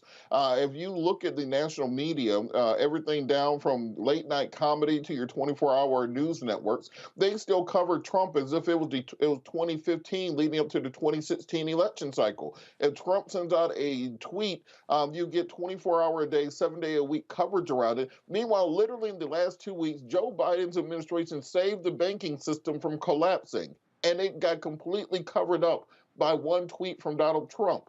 Secretary Blinken had a landmark agreement with the Philippines to reestablish U.S. naval presence there, completing the string of pearls that were meant to contain China's expansion within the South Pacific. That got no coverage. There was a deal put in place to sell U.S. nuclear submarines, circumventing France, to Australia, rebuttressing American naval power within the region. No coverage. So at some point in time, the administration has to understand you have to get your press shop in order, where instead of you waiting on these cable networks and for individuals to cover these things, you are sending out surrogates. There should be a surrogate from the administration on your show 3 or 4 days a week.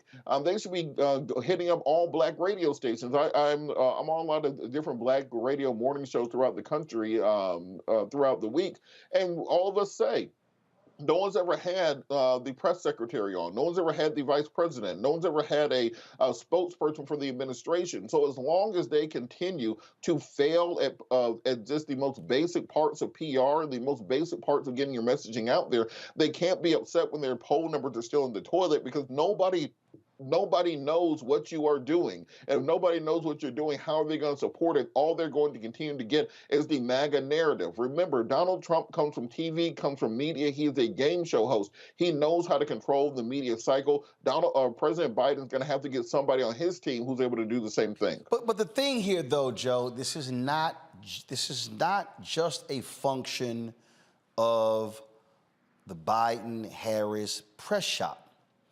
The problem is, if you do not have Black media that covers these issues, there's nobody to send. So what I'm trying to lay out here is that when you look at, and again, I'm just going to use the vice president's trip. Now, I know Essence is on the trip. Their CEO on the trip. They have a reporter who's on the trip, okay? The reality is, that's it. NNPA, the Black newspapers, don't have a correspondent on the trip. I can't think of, Urban One, which owns more Black radio stations, there's somebody on the trip.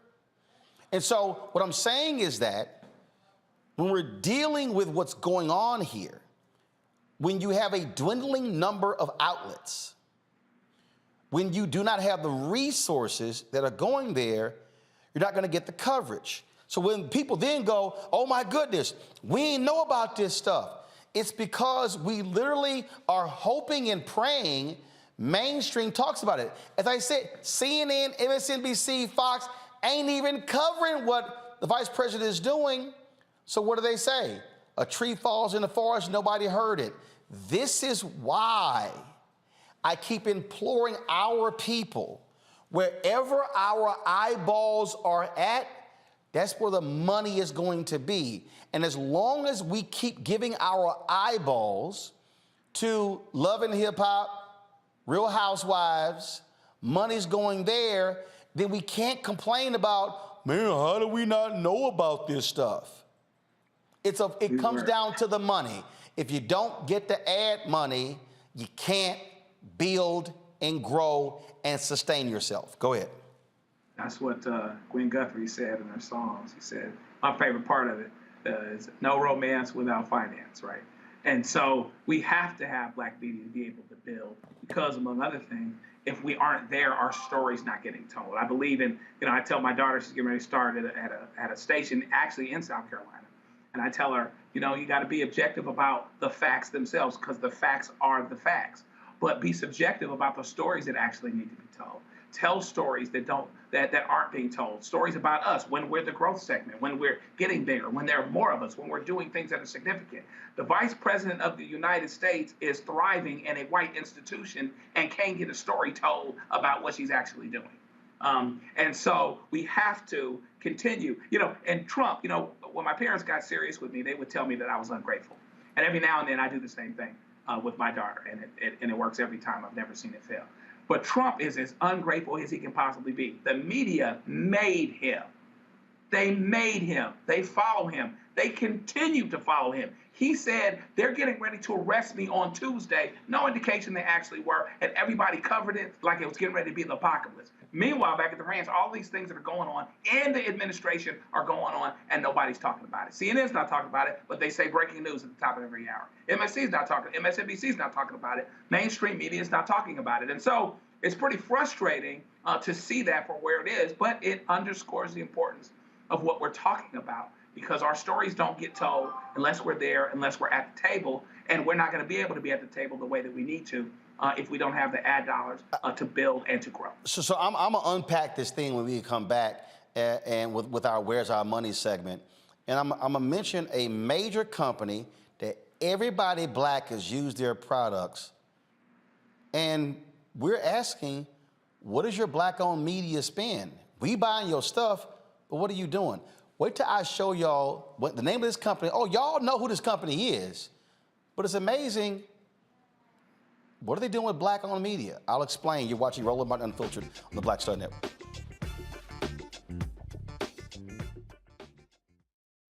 When you talk about blackness and what happens in black culture, we're about covering these things that matter to us, speaking to our issues and concerns. This is a genuine people-powered movement. There's a lot of stuff that we're not getting. You get it, and you spread the word. We wish to plead our own cause. Too long have others spoken for us. We cannot tell our own story if we can't pay for it. This is about covering us. Invest in black-owned media. Your dollars matter. We don't have to keep asking them to cover our stuff. So please support us in what we do, folks. We want to hit 2,000 people, $50 this month, raise $100,000. We're behind 100,000, so we want to hit that. Y'all money makes this possible. Checks and money orders go to P.O. Box 57196, Washington, D.C. 20037-0196. The Cash App is $RM Unfiltered. PayPal is R Martin Unfiltered. Venmo is RM Unfiltered. Zelle is RolandSMartin.com. Hi, I'm Dr. Jackie Hood Martin, and I have a question for you. Ever feel as if your life is teetering and the weight and pressure of the world is consistently on your shoulders? Well, let me tell you, living a balanced life isn't easy. Join me each Tuesday on Black Star Network for A Balanced Life with Dr. Jackie. We'll laugh together, cry together, pull ourselves together, and cheer each other on. So join me for new shows each Tuesday on Black Star Network, A Balanced Life with Dr. Jackie.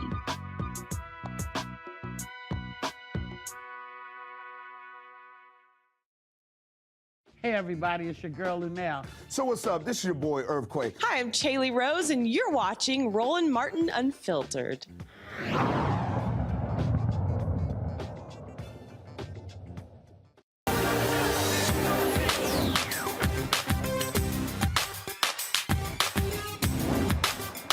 We've been frozen out. Facing an extinction level event. We don't fight this fight right now, you're not going to have black-owned media.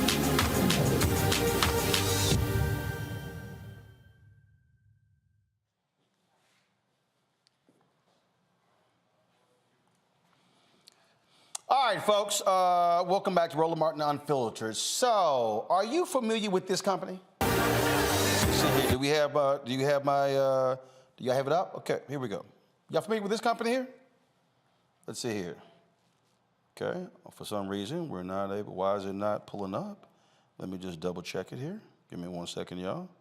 I know, I'm gonna pull it back up because it keeps going in and out, so. Okay, all right.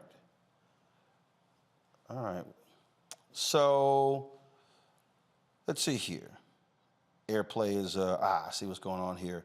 So the Clorox company, I think it's the distance from where it is. So we use Clorox. All right, I'm gonna walk back over here. I need to show y'all what I'm talking about so you can understand what's going on. So we talk about the Clorox company, okay? You may go, okay, I heard of Clorox, but you know, what are you talking about?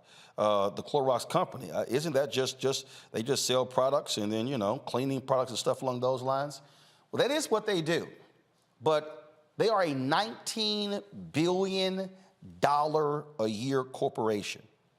Let me say it again, $19 billion a year. In fact, you should be able to see it now. This is their market cap, okay? That's right, their market capitalization is $19.21 billion. Their stock price trades at $155.50. And so, now why is that important?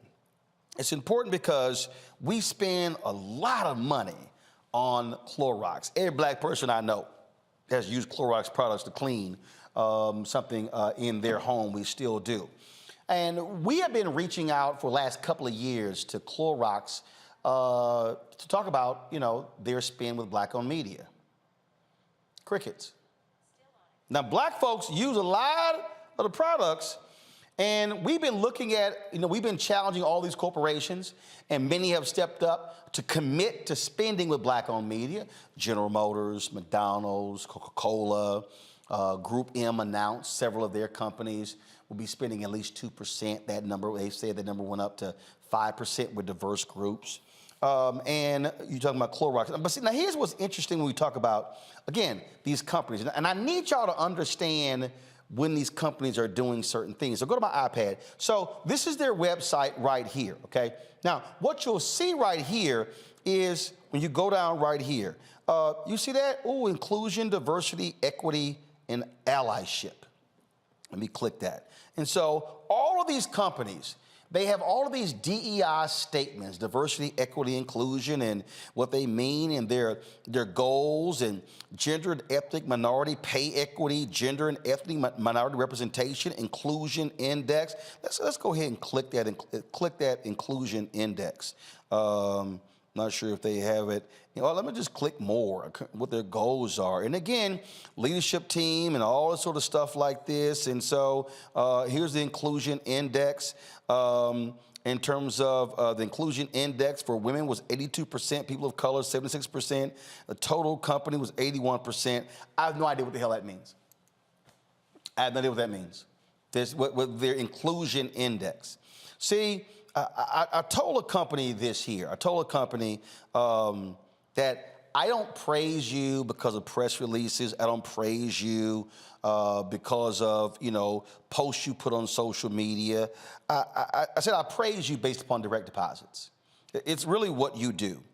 And what we should be doing as African Americans is challenging these companies in every way. Not just what money do you spend with black-owned media, but you have law firms you do business with. Are you using black law firms? You have PR firms. You have event planners. You have transportation companies. You have catering companies. You have an array of accounting. Do you have a black accounting firms? There's an array of professional services that all of these companies utilize. And what often happens is when we start asking these questions, all of a sudden you start looking at numbers, and the numbers don't all add up in these companies. And so we're challenging them because, like right now, you can go to my iPad. I mean, this is the executive team of Clorox. This is them, their CEO, Linda Rendell. And you're going on here, and so the executive, the black executive is a sister. She is the VP and Chief Diversity and Social Impact Officer. Now, let me explain why that's sort of a problem. And again, I don't know the sister. I got nothing against the sister. But the problem in corporate America is that these are not what we call P&L responsibilities, meaning that you don't have any profit and loss responsibilities. So when you're in one of these jobs, how is that really an important factor? So when you don't have any African Americans who are on, when it comes to the executive team, who are in those P&L responsibilities, well, then it is a problem. Now, again, when I think about the board, they do, here's the board, can go to my iPad, please. This is their board of directors. And so you see who their board members are, various people. And there is a brother on here, and I've met Christopher before, and I plan on reaching out to Christopher. Christopher J. Williams, he's the chairman of Siebert Williams Shank and Company, LLC. Like I say, I met Christopher a number of times. Again, the thing that why this is important is because, folks, black board members must also, and I'm not just calling Christopher, I'm talking about all black board members, must be pushing these companies to deal with this, because if we're not discussing the money, y'all, we ain't having the right conversation.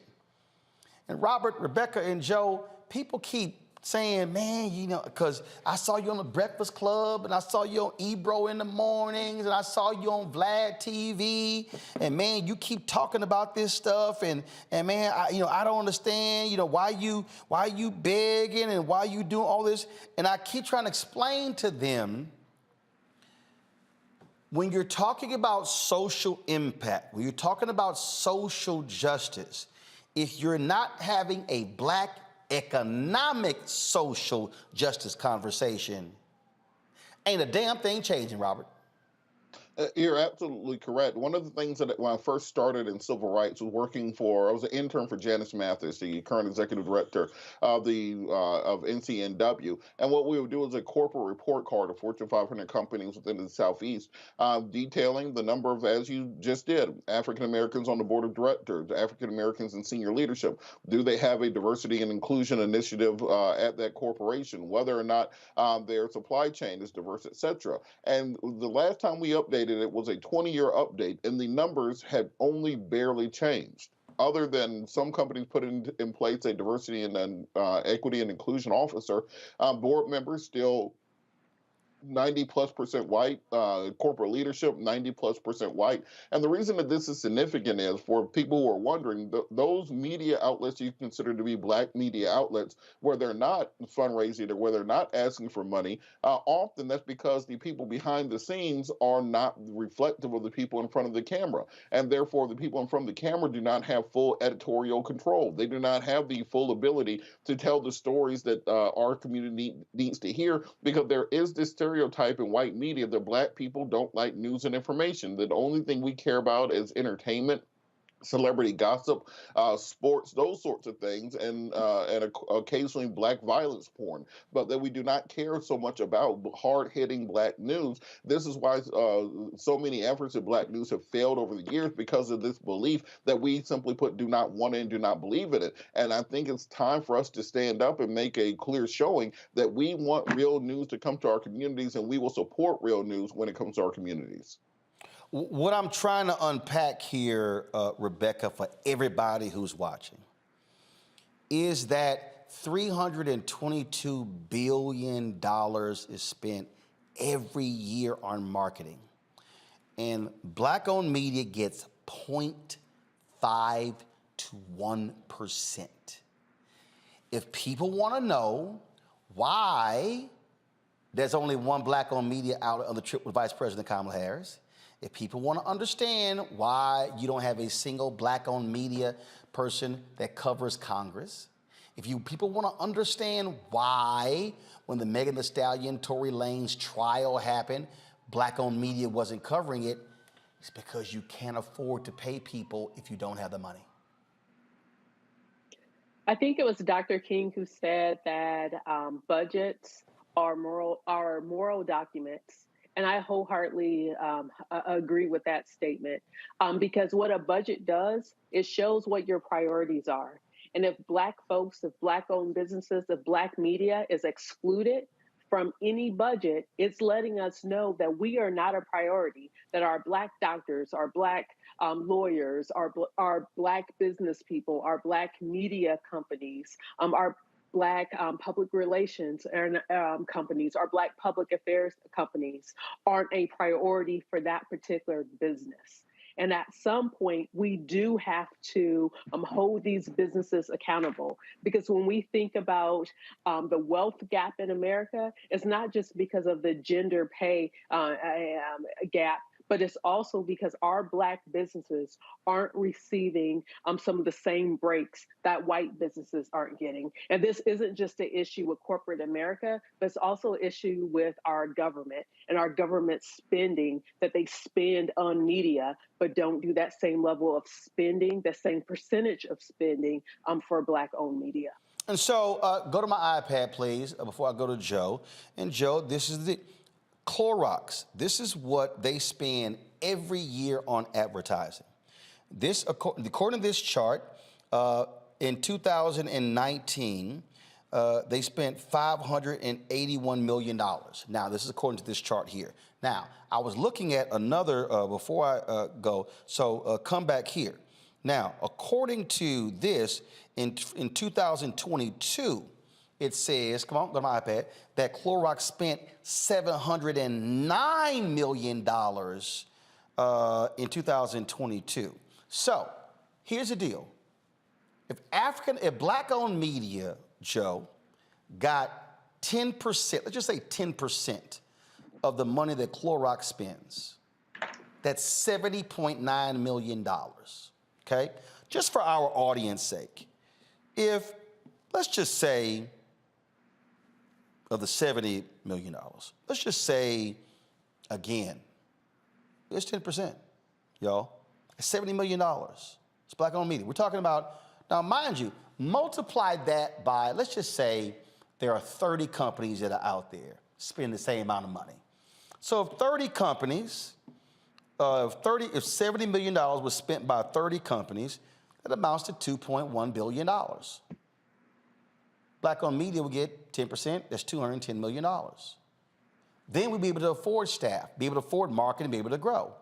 And so I'm very curious, and I would love to find out, and we're going to reach out to them because we're trying to reach out to them. I'm going to hit the sister. I've already texted a couple of people. Robert used to work with Reverend Jackson there. I know Christopher Williams has done stuff with Rainbow Push before.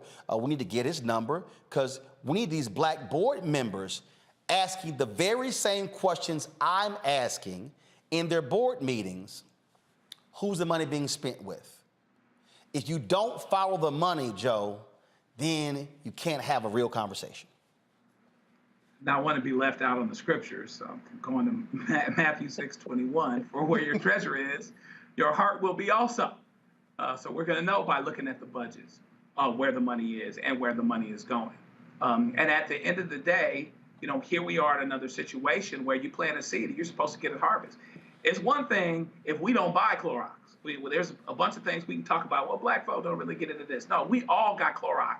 Now, sometimes we don't use it. You go to your cousin's house and it's not cleaned up the way it needs to. And what do you tell him? You tell him, go get the Clorox because I know it's here.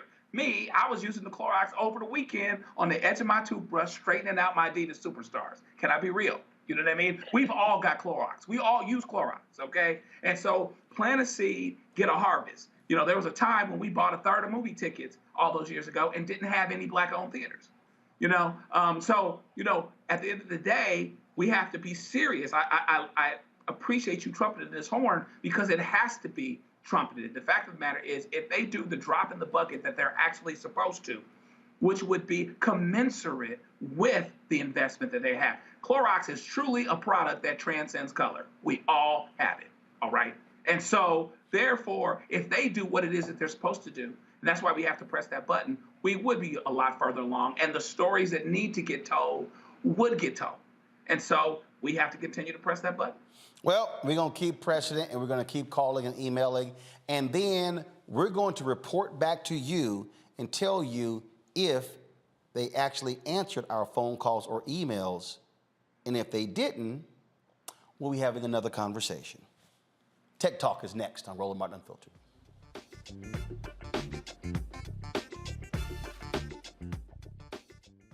Hatred on the streets, a horrific scene, a white nationalist rally that descended into deadly violence. White people are losing their damn minds. As an angry pro-Trump mob storms the U.S. Capitol, we've seen shootings. We're about to see the rise of what I call white minority resistance. We have seen white folks in this country who simply cannot tolerate black folks voting. I think what we're seeing is the inevitable result of violent denial. This is part of American history. Every time that people of color have made progress, whether real or symbolic, there has been what Carol Anderson at Emory University calls white rage as a backlash. This is the rise of the Proud Boys and the Boogaloo Boys. America, there's going to be more of this. Here's all the Proud Boys, guys. This country is getting increasingly racist in its behaviors and its attitudes because of the fear of white people. The fear that they're taking our jobs, they're taking our resources, they're taking our women. This is white fear.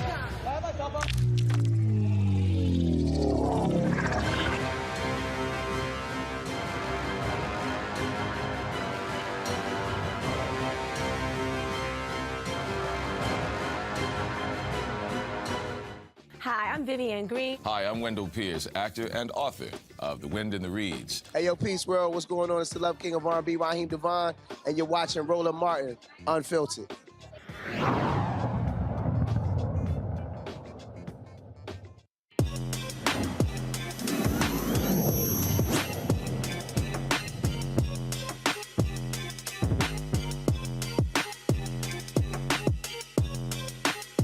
Education is increasingly digital. A husband and wife team is revolutionizing the e-learning platform using AI avatars to bring education to life. Skilldora makes learning more interactive and personalized with AI-instructed courses offering various interactive features. Joining me from Fort Mill, South Carolina, are the co-founders of Skilldora, Demario and Dawn Nicole McElwain. Demario and Dawn, glad to have y'all here. So first off, who is this targeting? Is it targeting children, teenagers, college students? Who's the focus?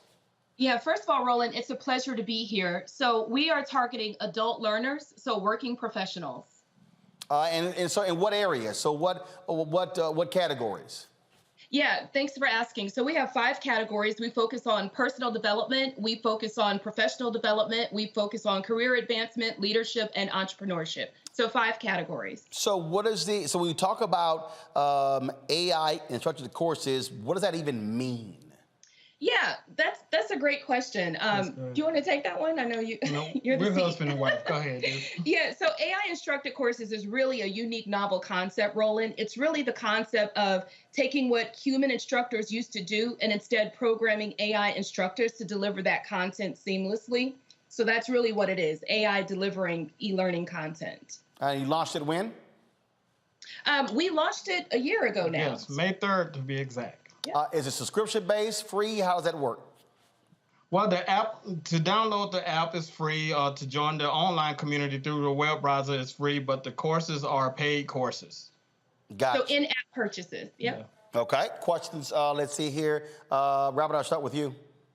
What types of courses are available, particularly for adult learners? You know, I know a lot of people have been trying to learn foreign languages, certifications for jobs, learning agile program management. Or what types of courses can people learn with this program?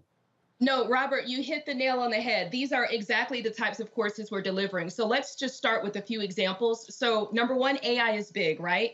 And by the way, we're pushing everyone to get certified in AI regardless of your industry. So we have machine learning is just the beginning of understanding AI. We have AI Essential Certification, which is a 4-hour certified program. But we also have more traditional courses, Robert, like Agile Project Management, understanding how to start your Scrum Master career, how to be an Agile coach. We also have partnerships with like PMI, so we're teaching about project management.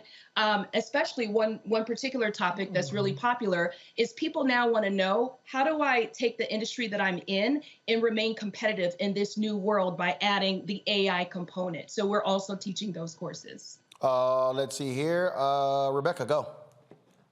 Yeah, there's been a lot of pushback with AI, especially when we look at the campaign that Levi's Jeans have recently done with using AI models instead of real models, and people are pushing back about diversity, equity, and inclusion with that. So as we're all trying to figure out how do we embrace AI, can you talk about with the type of work that you all are doing and how it's different? Like, what's the ethics of using AI versus actual human instructors? Absolutely. That's a great question.